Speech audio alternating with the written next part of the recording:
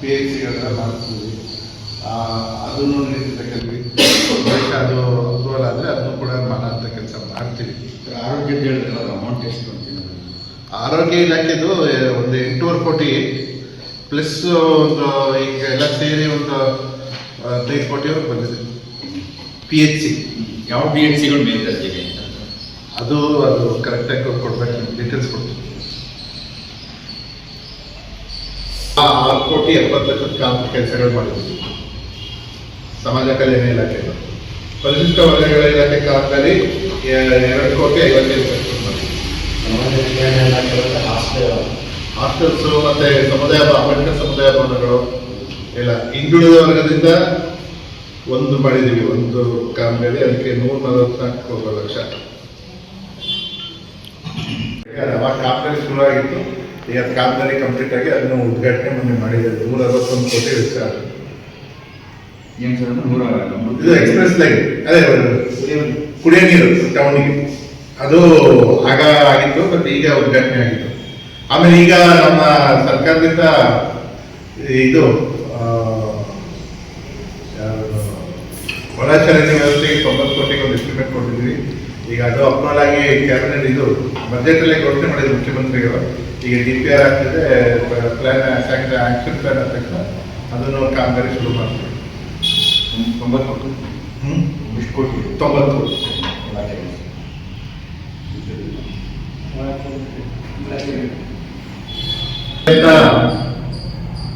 ನೀರಾವರಿ ಯೋಜನೆ ಉದ್ಘಾಟನೆ ಮಾಡಿದ್ವಿ. 110 ಕೆರೆ ಕಟ್ಟೆಗಳು ತುಂಬಿಸುವಂಥದ್ದು. ಜೊತೆಗೆ ಮೇಜರ್ ಅದೇ ಕೃಷಿ ಅದೇ ಹತ್ತಿ ಮಾರ್ಕೆಟು. ಆಮೇಲೆ ಗುಂಡ್ಲುಪೇಟೆ ಕ್ರೀಡಾಂಗಣಕ್ಕೆ 1.5 ಕೋಟಿ ವೆಚ್ಚದಲ್ಲಿ ಕಾಂಪೌಂಡ್ ನಿರ್ಮಿಸಿದ್ದೀವಿ. ಅದು ಕಾಂಪೌಂಡ್ ಇರಲಿಲ್ಲ, ಅದಕ್ಕೆ ಅದು ಕಾಂಪೌಂಡ್ ನಿರ್ಮಿಸಿದ್ವಿ. ಮತ್ತು ಈಗಲೂ 2 ಕೋಟಿ ಹೆಚ್ಚುವರಿ ಅನುದಾನ ಕೇಳಿದ್ವಿ, ಅದು ಕೂಡ ಆಗಿದೆ. ಅದರಲ್ಲಿ ಇನ್ನೂ ಹೊಸದಾಗಿ ಜಿಮ್ಮು ಮತ್ತು ಇನ್ನು ಒಳಗಡೆ ಕ್ರೀಡೆಗೆ ಅನುಕೂಲ ಆಗುವಂಥ ಎಕ್ವಿಪ್ಮೆಂಟ್ಸ್ ಹಾಕಲಿಕ್ಕೆ ಯುವ ಜನ ಕ್ರೀಡಾ ಇಲಾಖೆಯಿಂದ ಜಿಮ್ ಉದ್ಘಾಟನೆ ಮಾಡಿದ್ವಿ. ಮುಖ್ಯಮಂತ್ರಿಗಳ ಸಮಯದಲ್ಲಿ ಅದನ್ನು ಕೂಡ ಉದ್ಘಾಟನೆ ಮಾಡಿದ್ವಿ. ಅದು 6 ಕೋಟಿ. ವಸತಿ ಶಾಲೆ ಅದು ಕ್ರೈಸಿಂದ PWD ಇಲಾಖೆ ಅದನ್ನ ಇಂಪ್ಲಿಮೆಂಟ್ ಮಾಡಿರೋದು.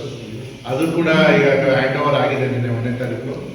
ಅದು ಕೂಡ ಅತಿ ಫಾಸ್ಟಾಗಿ, ಅಂದರೆ ಕೇವಲ 1.25 ವರ್ಷದಲ್ಲಿ ಆ ಬಿಲ್ಡಿಂಗ್ ಕಂಪ್ಲೀಟ್ ಆಗಿದೆ. ಅದು ತುಂಬ ಚೆನ್ನಾಗಿ ಬಂದಿದೆ. ಜೊತೆಗೆ ಒಳ್ಳೆಯ ಲೊಕೇಶನಲ್ಲಿದೆ. ಮಾನ್ಯ ಸಚಿವರು ಮಾದೇವಪ್ಪನವರಿಂದ ಅದನ್ನು ತರಿಸಿ ಮಾಡಿದ್ದೀವಿ.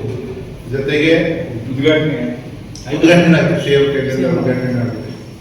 CM ಅವರು ಬಂದಂಥ ದಿನ 21ನೇ ತಾರೀಕು ಏಪ್ರಿಲ್ 523 ಕೋಟಿ ರೂಪಾಯಿ ಪ್ರಾಜೆಕ್ಟನ್ನು ಉದ್ಘಾಟನೆ ಮಾಡಿದ್ದಾರೆ. ಅದರಲ್ಲಿ 475 ಕೋಟಿ ನೀರಾವರಿ. ಇನ್ನು 50 ಕೋಟಿಲಿ ಹತ್ತಿ ಮಾರ್ಕೆಟು, ಈ ವಸತಿ ಶಾಲೆ, ಆಮೇಲೆ ಅವರು CMIDಯಿಂದ ಕೊಟ್ಟು CM ಇನ್ಫ್ರಾಸ್ಟ್ರಕ್ಚರ್ ಡೆವಲಪ್ಮೆಂಟ್ ಫಂಡಿಂದ ಆಗಿರುವಂಥ ಕಾಮಗಾರಿಗಳಿಗೆ ಶಂಕುಸ್ಥಾಪನೆ ಮಾಡಿರುವಂಥದ್ದು.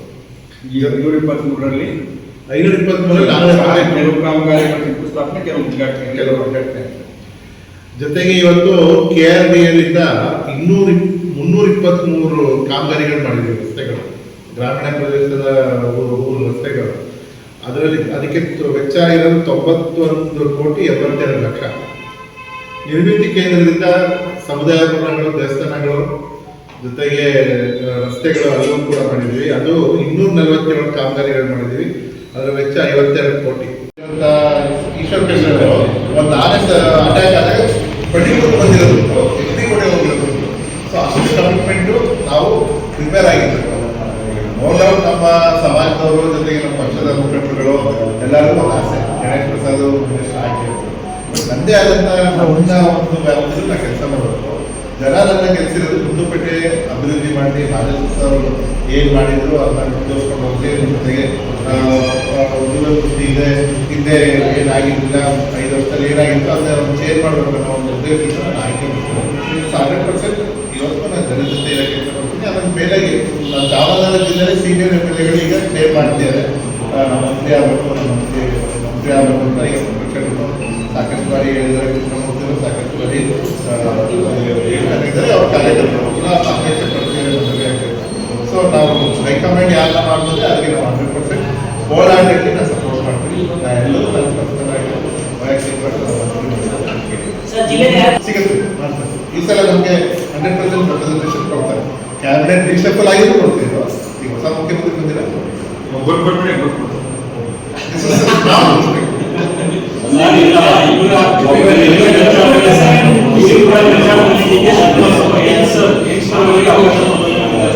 ನೀವು ಆಕಾಂಕ್ಷೆ ಅಲ್ಲ, ಒಂದು ವೇಳೆ ಅವಕಾಶ ಬಂದರೆ DK ಅವರೇ ಇಲ್ಲ ಮಾರ್ಕೆಟ್. Because